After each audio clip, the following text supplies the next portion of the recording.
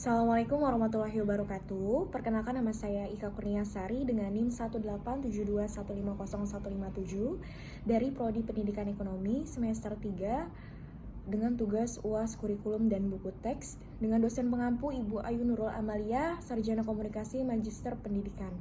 Di sini saya akan menjelaskan tentang masalah ekonomi dalam sistem ekonomi. Yang pertama ada masalah ekonomi. Selanjutnya, secara umum masalah ekonomi adalah kebutuhan manusia yang tidak terbatas, sedangkan alat pemuas untuk memenuhi kebutuhan sifatnya terbatas. Sehingga manusia harus dapat menentukan kebutuhan mana yang harus didahulukan agar seluruh kebutuhannya dapat terpenuhi. Selanjutnya ada masalah ekonomi, dibagi menjadi masalah ekonomi klasik dan masalah ekonomi modern. Masalah ekonomi klasik adalah masalah yang dilihat dari sudut pandang yang sangat sederhana dengan tujuan memperoleh kemakmuran, dan kemakmuran ini adalah suatu keadaan di mana barang dan jasa sebagai pemuas kebutuhan tersedia dan mencukupi kebutuhan. Yang pertama ada masalah produksi. Bagaimana memproduksi barang dan jasa yang dibutuhkan oleh orang banyak menggunakan tenaga kerja, dan bagaimana cara memproduksi barang dan jasa tersebut sehingga bisa memenuhi kebutuhan semua masyarakat. Yang kedua ada masalah distribusi, bagaimana menyalurkan barang dan jasa dari produsen sampai ke konsumen, serta saluran distribusi apa yang akan digunakan. Distribusi dapat dilakukan dengan dua cara, yaitu distribusi langsung dan distribusi tidak langsung. Yang ketiga ada masalah ekonomi.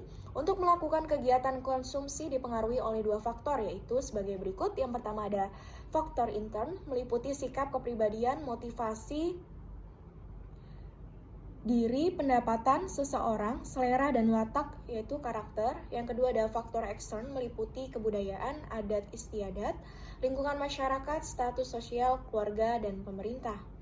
Lalu ada masalah ekonomi modern ya, seiring berkembangnya zaman dan ilmu pengetahuan dan teknologi, muncul masalah ekonomi modern yang menekankan pada tiga hal, yaitu barang apa yang akan diproduksi dan berapa banyak, bagaimana cara memproduksi barang tersebut, untuk siapa barang tersebut diproduksi.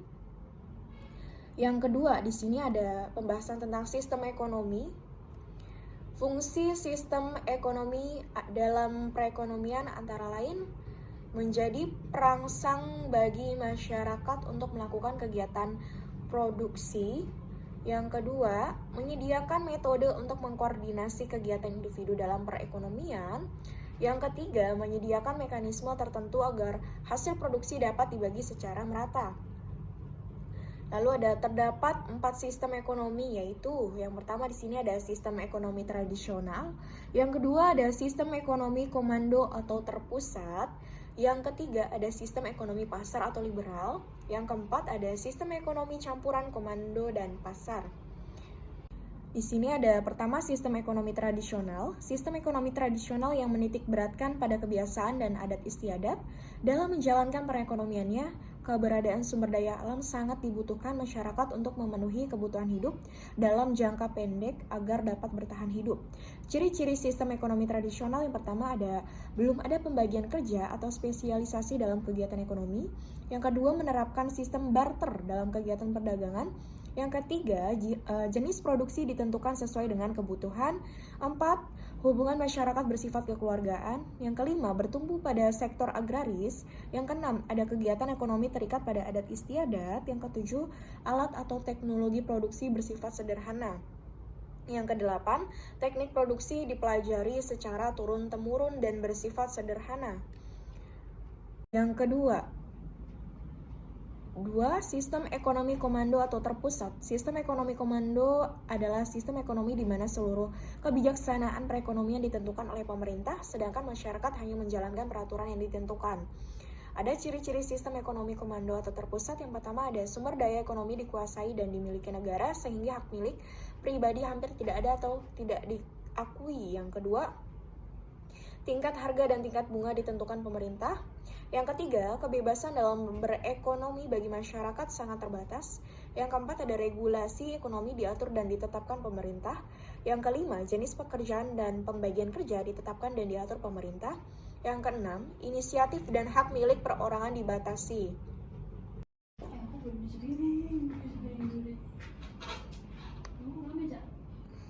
3. Sistem ekonomi pasar atau liberal. Sistem ekonomi pasar atau liberal adalah suatu sistem di mana negara memberi kebebasan kepada setiap orang untuk mengadakan kegiatan ekonomi.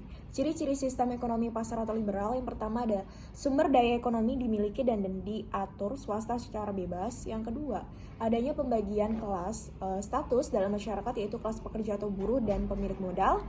Yang ketiga, adanya persaingan usaha yang ketat dalam kegiatan ekonomi. Yang keempat, pemerintah tidak melakukan intervensi campur tangan dalam pasar.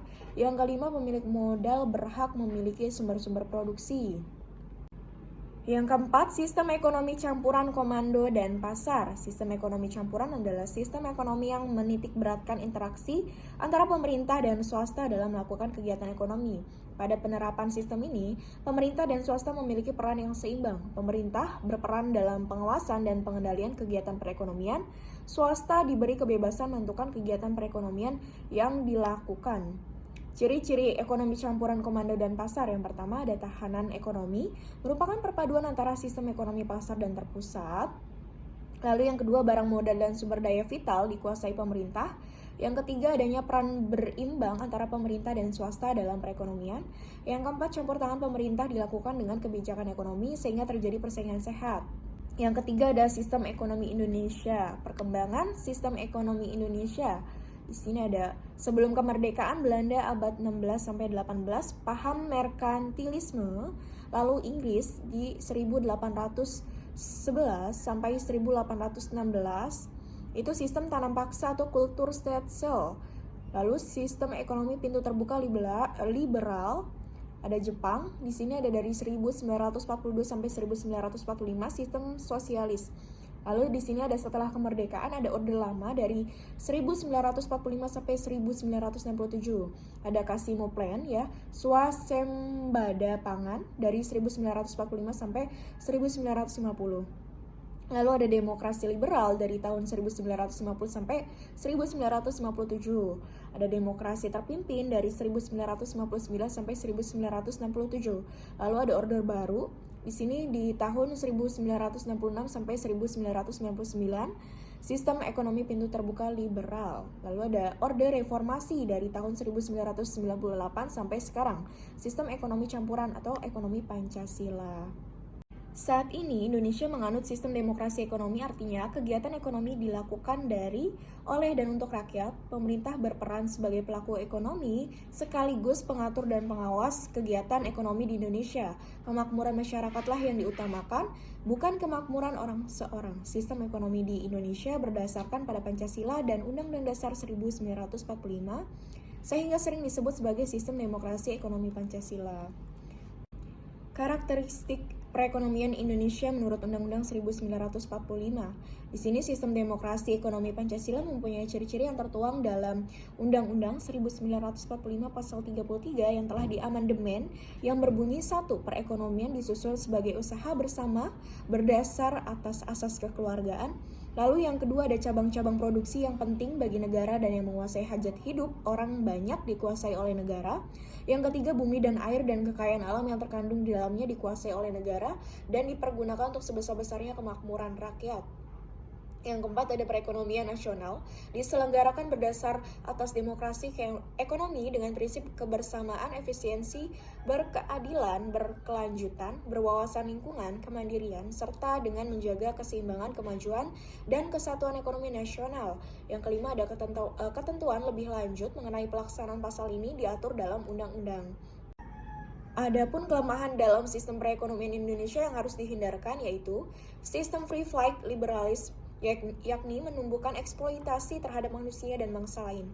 Sistem etatisme yaitu negara serta aparatur ekonomi bersifat dominan, mendesak, dan memastikan potensi dan daya kreasi unit ekonomi di luar sektor negara. Monopoli yakni pemusatan kekuasaan ekonomi pada suatu kelompok. Penerapan pelaksanaan sistem demokrasi ekonomi Pancasila di Indonesia adalah sebagai berikut. Yang pertama, adanya badan usaha milik negara atau BUMN. Yang kedua, adanya koperasi, adanya badan usaha milik swasta BUMS. Yang ketiga, dan yang keempat, adanya serikat pekerja. Terima kasih, mungkin itu saja yang bisa saya sampaikan. Kurang lebihnya mohon maaf. Assalamualaikum warahmatullahi wabarakatuh.